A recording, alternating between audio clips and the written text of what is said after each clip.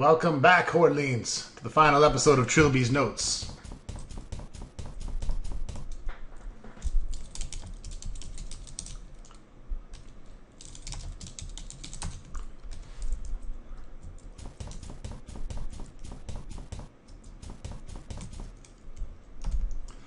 The shingle design was simple, one of the unicorn's head in half profile, painted at the average ability on a dark oak backing. As I pressed my fingertips to it, however, the design seemed to extrude from its backing like a hologram, and it seemed to draw closer until my vision was filled with wood grain and mediocre brushstrokes.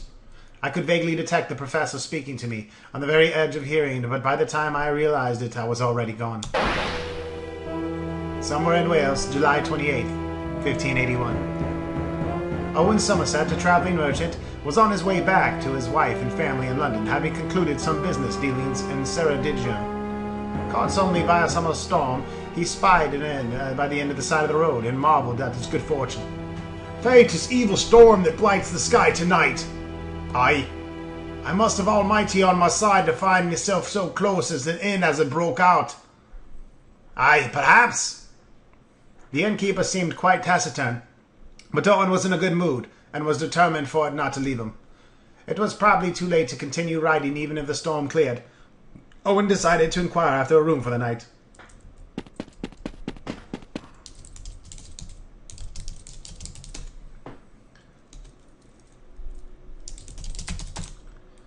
Owen had to be more specific.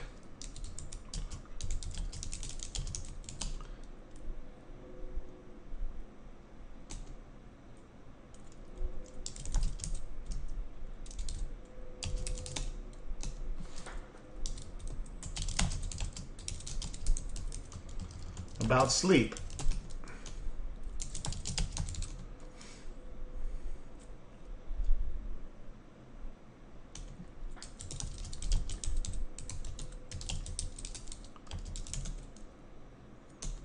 Okay, so what the fuck am I going to talk to him about? Good evening, sir. Would it be possible to secure a bed for the night?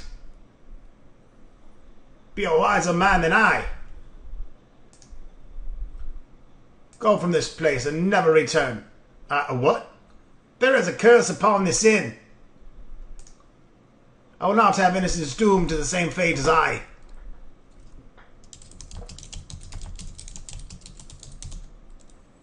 I have plenty of gold to pay for my board. The devil cannot be bought off, my friend. What devil? What is the nature of this curse? This inn was built by my father 20 years ago. From the wood of a fallen oak he stumbled upon the island north of here. He noticed human bones scattered around, but did not heed them. This inn has been a curse on our bloodline ever since. Madness and death claims those who stay here.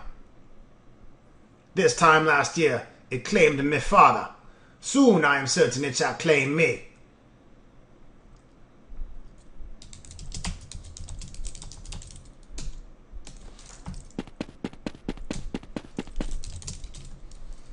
It would be rude to barge into the room without first acquiring the innkeeper's permission.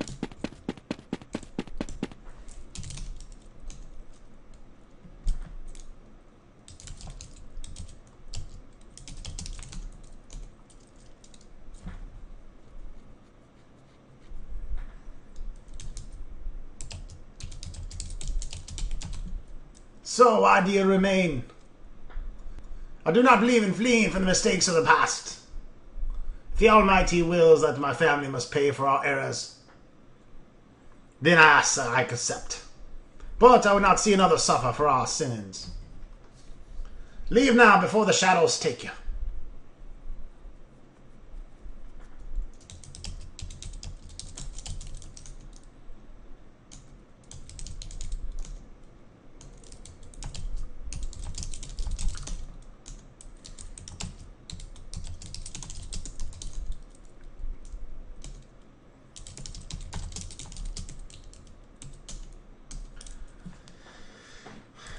Okay, I'm just gonna fucking leave them.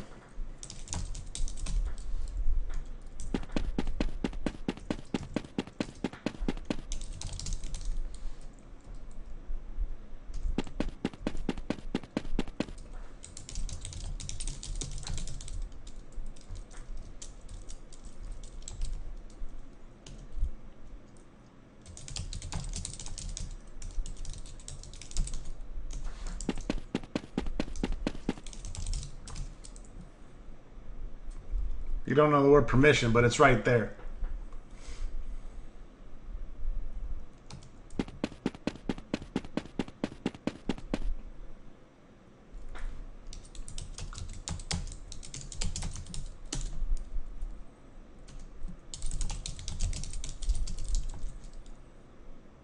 Sir, I have little patience for fables, and even less for riding down after sundown in the middle of a downpour. Lend me a room, and I shall take the responsibility for my own well-being. You will insist? Not only will I insist, but I'll pay whatever price you ask. Go then, take the upstairs room, and if you remain by the morn, you shall pay nothing at all.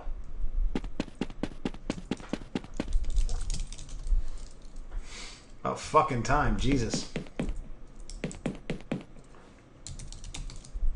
Owen lay himself down, intending only to test the bed's softness, but in his exhaustion he quickly succumbed to sleep. In the early hours of the morning, something jolted Owen from his slumber. A piercing sound, no, a piercing smell. Owen took the sheet with him, presumably for comfort.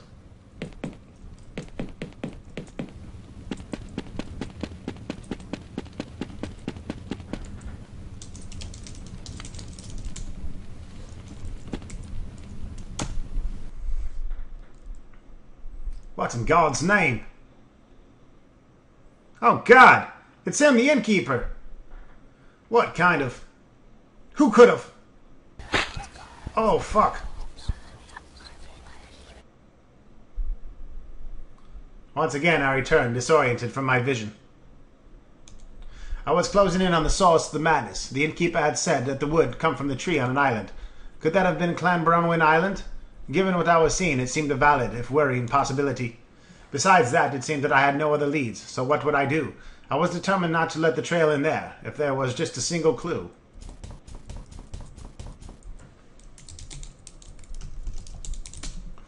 Trilby, I know you are following a trail. Go to the roof if you wish to proceed. Linkman. Victim 2, the Innkeeper. The second man who desired judgment was the Innkeeper, who had brought the wood of the tree and built it from his house. The prince came to him and in his guest, and he struck the Innkeeper down, and the Innkeeper knew the name of the king. And the prince turned to the Innkeeper's guest and said to you, You I shall not let live, for once before have I made this warning, and still my soul aches with what is done with the wood that is my soul, and I will spare no man who injures me in this way. And the Innkeeper's guest knew the name of the king.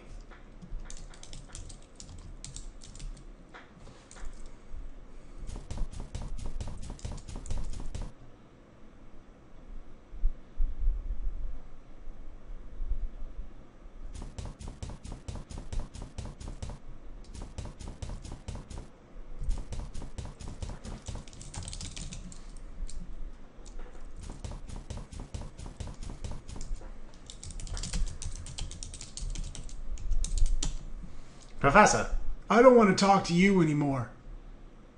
If you're not going to give me a drink, you can shove off. What a dick.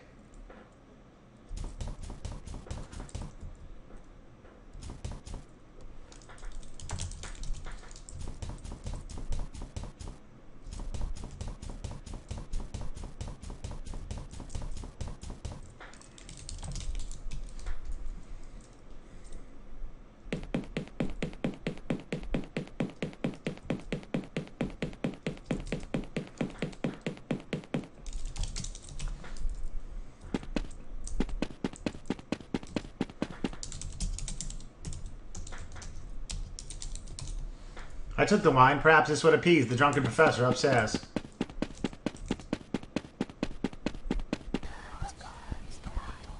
Great.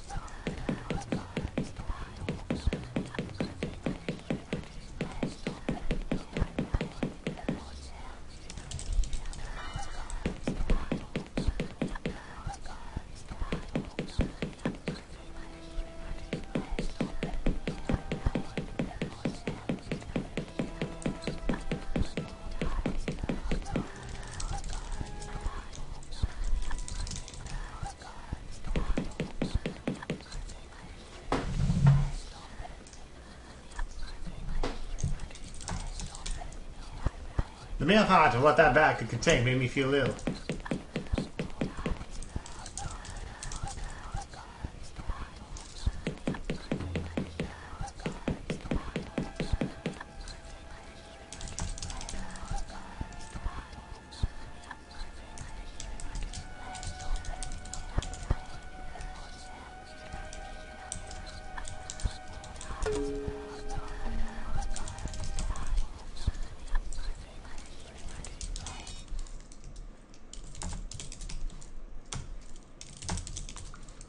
Professor, where's he gone now?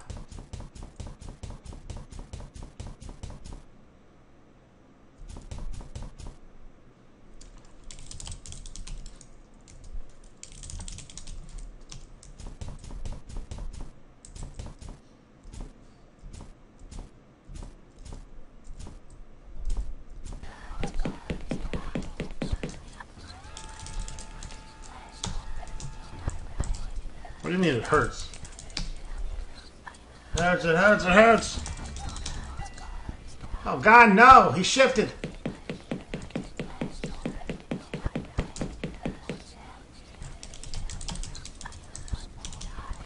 Abed's drunken misery had caused him to shift into the dark hotel. The jolly man of whom I had grown fond lay decapitated on the floor. With Sealbin's disappearance, I was now truly alone. The professor had known nothing of the hall. He was blameless and ignorant of any manner devolving into the foe manor or accursed isle. But it seemed my dark captor cared little for these facts. Why haven't you killed me too, you skinny bastard? If you can do it so easily, so quickly, why won't you face me?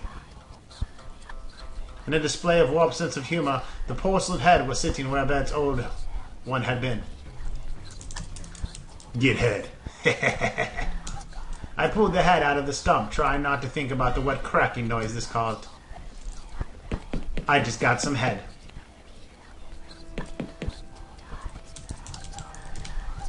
I took another chill pill. And decided to save my game.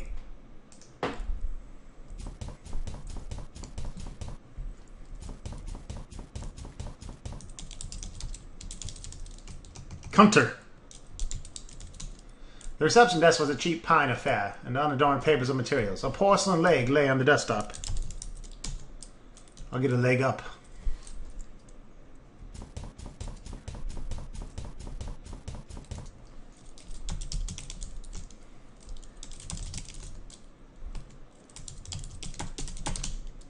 I didn't encounter far stronger locks in my time. I picked it open within 10 minutes. Holy shit.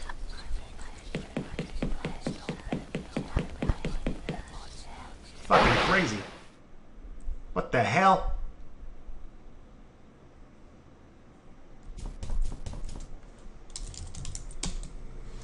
I took another leg. That was a scene from 7 Days a Skeptic, I believe. Where you're in space.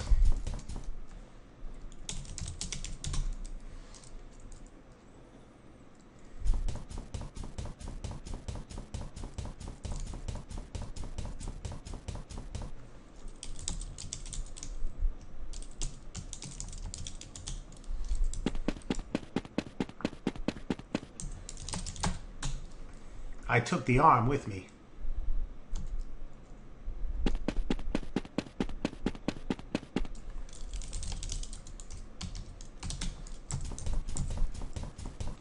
We're collecting a porcelain body.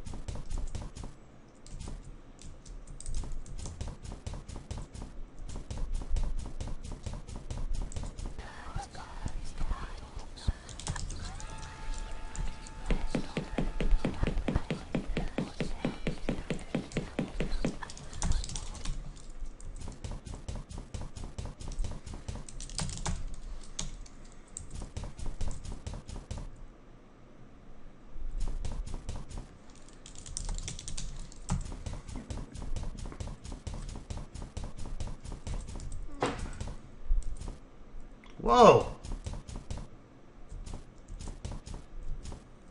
I'm going crazy, going crazy.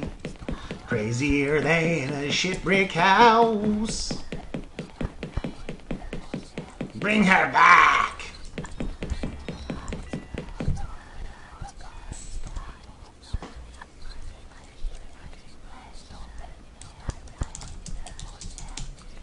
I replaced the left arm, the right arm, the left leg, the right leg, and the head. The body was intact. For reasons I couldn't explain, I sensed that something had changed back in the real world. What kind of ridiculous locking mechanism is this?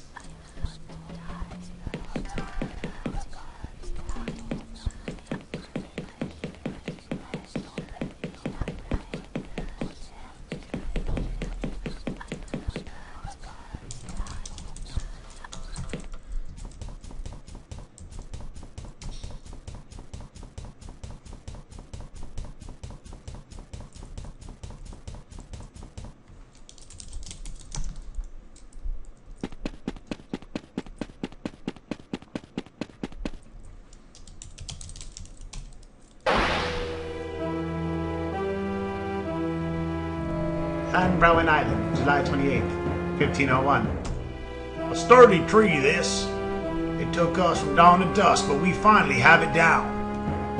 'Twas indeed clever of us to investigate this island, eh, boy? I've never seen such a gigantic oak, nor do I expect to again. But its wood shall keep us in the business of carpentry for years to come. Father, look at those stones. Do you think there was once a house here? It matters not. Why must you always look everywhere but at what matters? This is your... Father? Is something troubling you, Father? Oh. Oh my God. Oh my God. Daddy! Daddy! The tall skinny man is beating your ass, Daddy! Get up and fight, Daddy!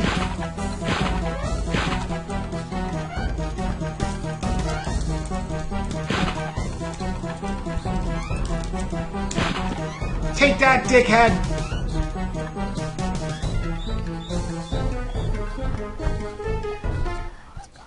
What? Where am I?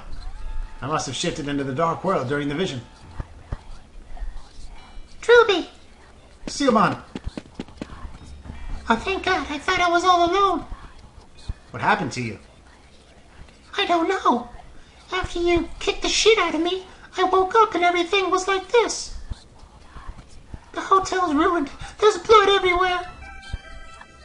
I saw this horrible man. Tall, thin, long black coat. You know him. Enough to know you're lucky to be alive. He didn't notice me, so I ran up here to hide. How did you get past the dog? What dog? Trilby, what the hell is going on?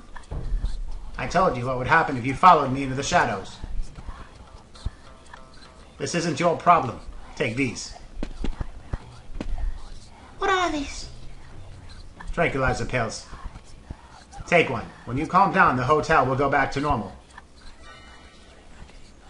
Won't you need them? Need to run away anymore. Trilby, wait. Where are you going? I know enough now. I know where the wood came from. Perhaps I can find a way to end this. Once and for all. So I was right. The cursed wood came from Claybrowen Island. But what good does that knowledge do me? Wait a second. I never got around to reading the letter I took from under the rock. Trilby, I am very close to ending this. Meet me in the hotel basement. I must show you my discovery. Linkman. The other page was another of those religious papers. The Book of Victims. The first of those against whom the prince sought vengeance was the woodcutter, he who had held the axe that first felled the tree. The prince came to him and his son, as he struck the woodcutter down, and the woodcutter knew the name of the king. And the prince turned to the woodcutter's son, and he said, You I shall let live, for you are young and are of innocent, and that you may go among your people and tell them of what I will wrought. And the woodcutter's son fled and told all that he had seen, but the men of technology were arrogant, and his words were unheeded. And they told the little boy to go fuck himself.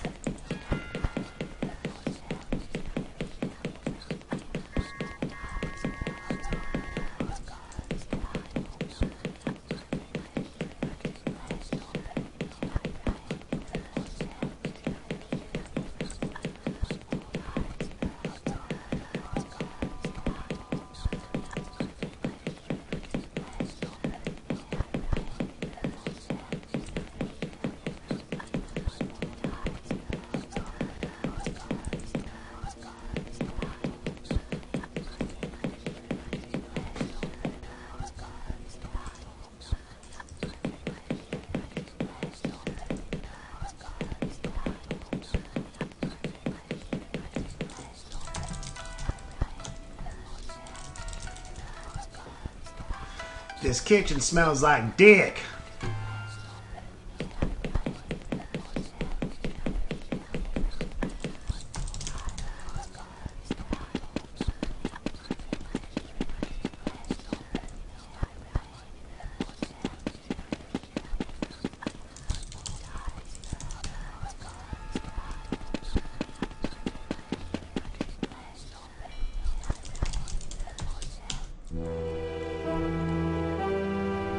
Clanbrowin Peninsula, July 28, 55 BC. Cabadath, a Celtic druid, awaits the return of his friend and colleague Galden, who brings news of the invasion of Anglesey by the Roman Suetonius Palinius. Having fallen out of favor with its fellows for certain radical beliefs and activities, Cabadath lives in solitude in this remote forest clearing and prefers not to travel himself. Cabadath, Galden, you bring news? The foreigners have landed. They could not be deterred by our sorcery. All is lost. How? Certain are you? They are making their way across the land, eliminating resistance. Even you out here will be brought within days. I'm sorry, Cabadath. And the great druids of Anglesey bow so easily to the rash foreign power? Do not hang your head yet, my friend. Perhaps the activities for which I was ostracized could yet spell an answer. What are you talking about? You know of the dealings with the ethereal realm? I know what you claim. That there exists some otherworldly territory populated by demons and creatures of magic. And that you, Cabadath, can somehow commune with these creatures. Come inside, and I shall explain. Cabadath, what is this madness? In my dealings with the ethereal realm, I have learned of many powerful demons and elementals. But there is one spoken of who reluctantly, a beast possessing of awesome power. You plan to summon a demon? The most terrible of them all, who strikes fear to even the most unflappable creatures I have spoken with. A pain elemental. Indeed, the only pain elemental, ruler of the desolate wasteland, where none venture. An invulnerable, hugely potent beast that feeds on the agony of others. And today is his day. The day when the boundaries between the realms weaken and he glimpses our world. To bring him through at the point should be simple. Even if you could conjure such a thing, how would you have it defend our land? I have much knowledge in the ways of magic. With the correct bindings, any demon can be forced to my will. I have completed the preparations while I waited for your return. All that remains is the summoning. Cabadath, it pains me to see you build your hopes on such nonsense. Be silent, asshole, and watch. You shall see your nonsense soon enough. Humdinger, in this hall of death and by the light of Belinus, I summon you. I bring you gifts to mark your path. I feed you with pain. I call you with madness. I summon you with the greatest loss. And I bind you by your true name, Shozo. By the gods! I have reached out to you through the void, Shozo. I command you by your true name.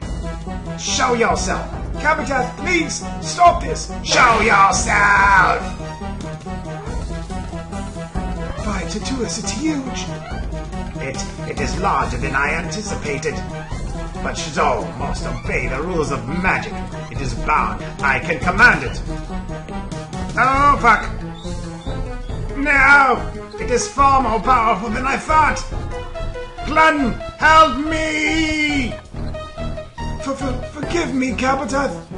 No, Glenn, I beg you! Don't let it take me alive! Shozo, of course, has no use for meat. It feeds on pain. It does not kill its prisoners. Cabadath's agony was a particularly rare morsel, and Shozo ensured it would last. His soul was placed inside an oak sapling on the site of his old home to grant his body immortality, For 5 centuries, as the tree grew, he knew torment beyond even his most depraved imaginings. By then, his body was warped and his mind long fallen into soulless dementia. He was Shizo's, utterly and completely his slave. Trilby! Sylvan, you're supposed to leave. I couldn't, But the professor, he's dead. I know. He was killed by the shadows. Just like they will kill you if you don't get away from here.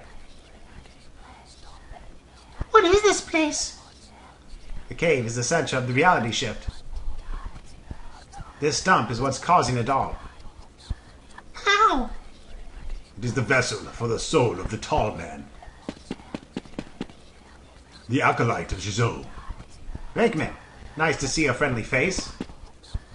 Amazing, isn't it? Of all the things Sir Roderick could have used to murder his son, he chose that idol.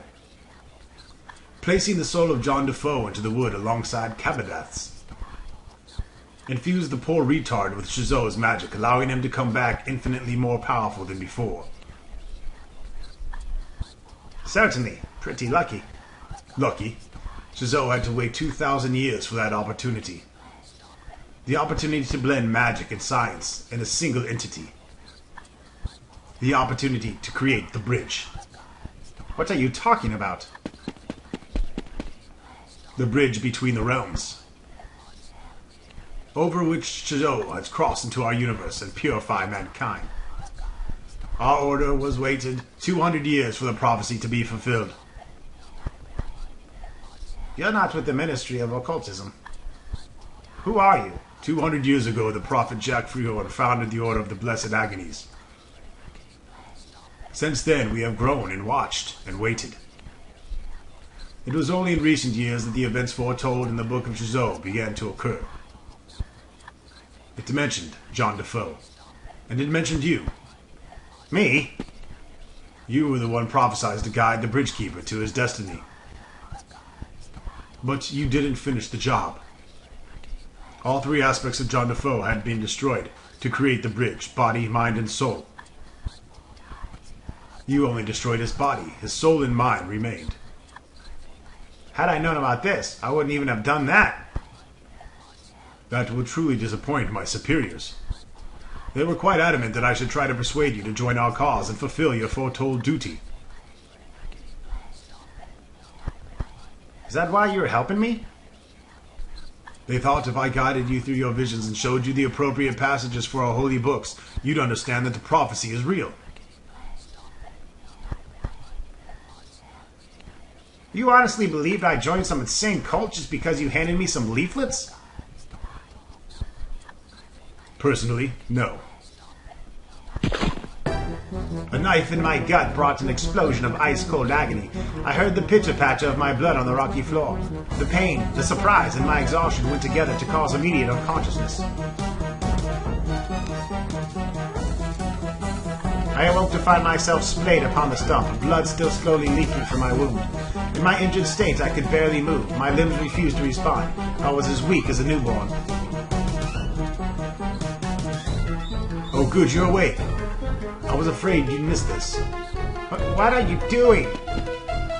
After your staggering ineptitude into full manner, the Order needed to nudge things along. We need a connection to Shizo to help administrate his coming. And today, he might be the only opportunity we have all year to summon the Tall Man. You're going to bring that thing into our world? With a standard ritual of blessed agonies and an offering. After he takes your life, he will be grateful to us. And then he will guide us to our destiny. So why did you stab me? What if I'm already dead by the time he gets here? You won't be.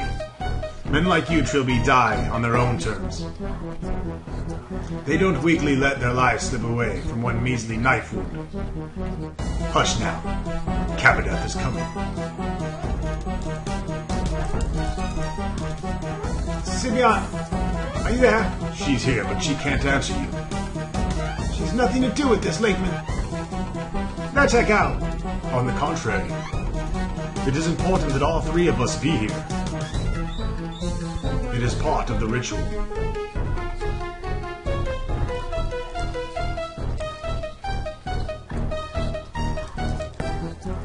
Why are you summoning the tall man? What possible use could he be to you? You've been experiencing flashbacks, I know. You saw Kabadah's attempt to summon Shozo, yes? I saw that he failed quite drastically. He assumed our lord could be summoned with any basic demon summoning rite.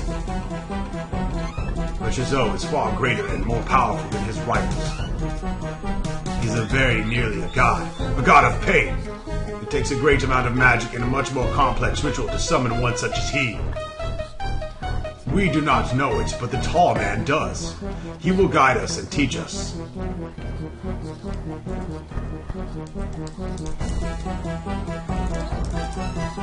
What does the prophecy say about me? The Book of Shozo prophesies the creation of John Defoe, the Wraith. It states that when his body, mind, and soul are destroyed in conjunction, the bridge between the realms will be created. It also states that you were supposed to guide this process. But we can expect one or two inaccuracies in a prophecy written so long ago. My attempts to move only made things worse. I felt a stab of pain and something snapped behind my eyes, filling my vision with spots. I was losing blood steadily. My arms and legs were limp and unresponsive. I couldn't move.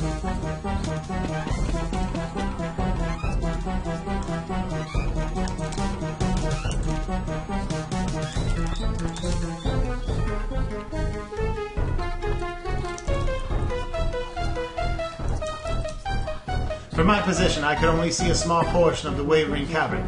I could see the idol of John Defoe on the stump beside me, and the bloody waistcoat lying discarded in the corner.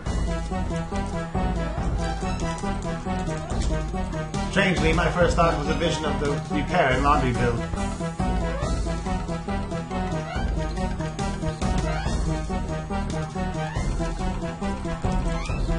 The treacherous cultist was wandering around the stump in a manner that I suppose was relevant to his ritual.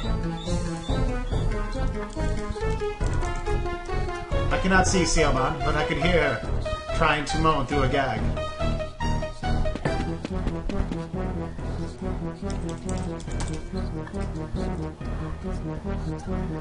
I call thee from the south. The pain was now replaced with an ice-cold numbness that was spreading fast. The room was swimming before my eyes.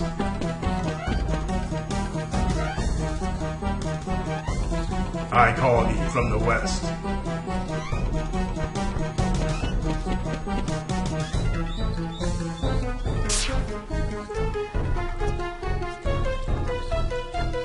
It was becoming harder and harder to breathe.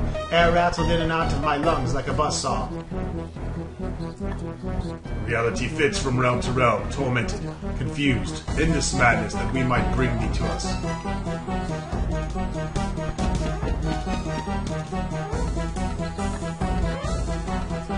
End it, Kabadah!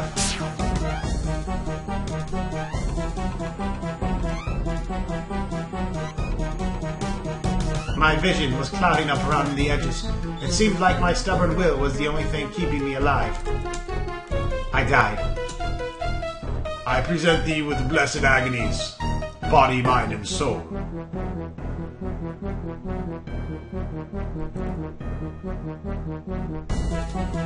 I present thee with a guide, failed in his duty for thee to judge.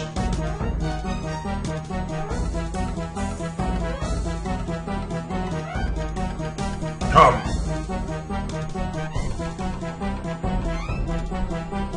Come!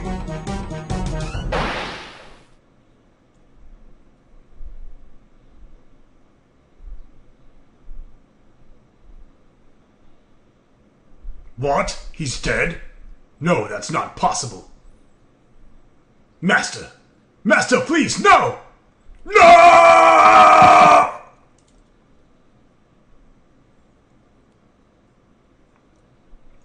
Trilby?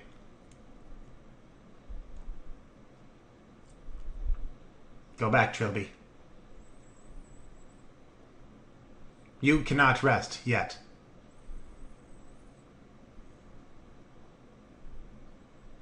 There is still work to be done.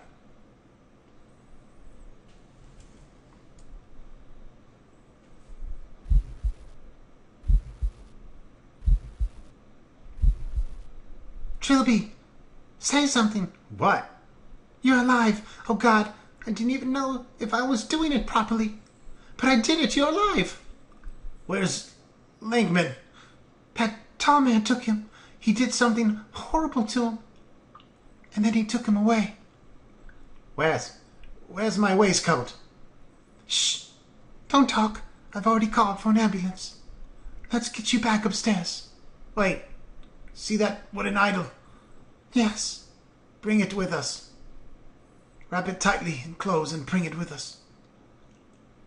Don't let it touch your bare skin. Oh, okay.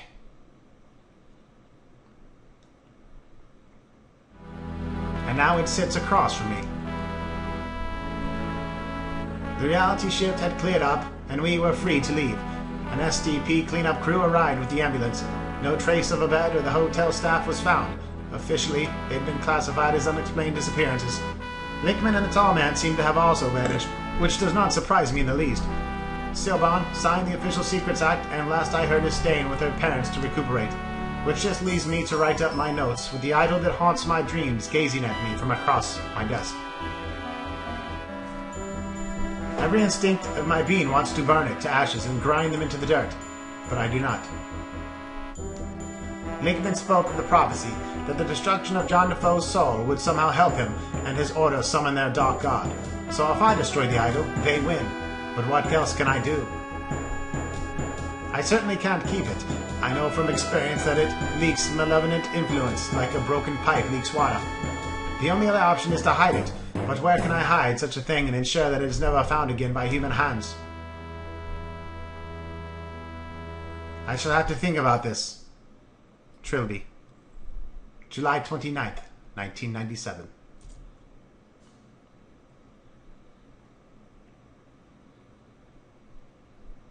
The fulfillment of the prophecy continues.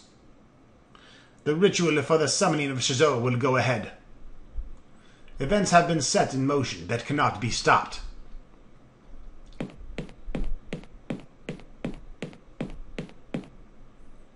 We have the blood of the guide. Now we must wait. Wait and prepare.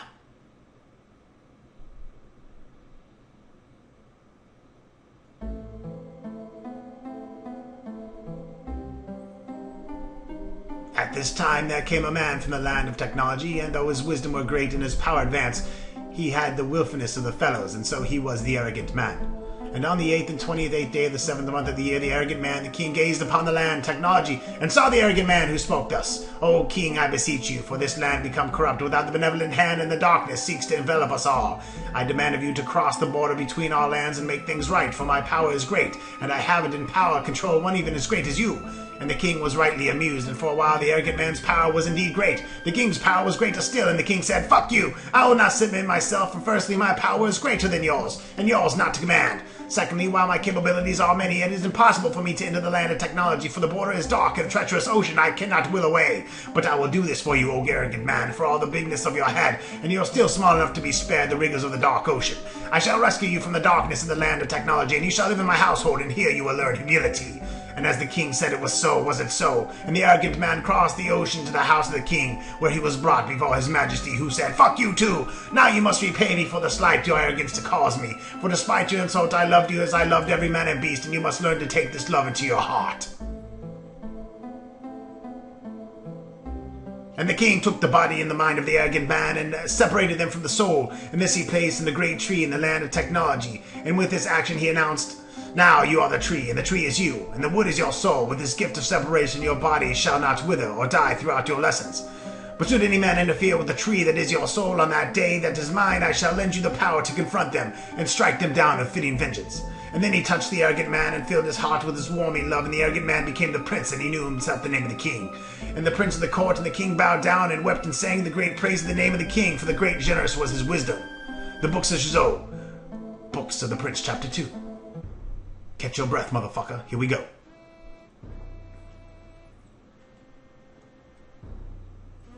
Trilby's notes.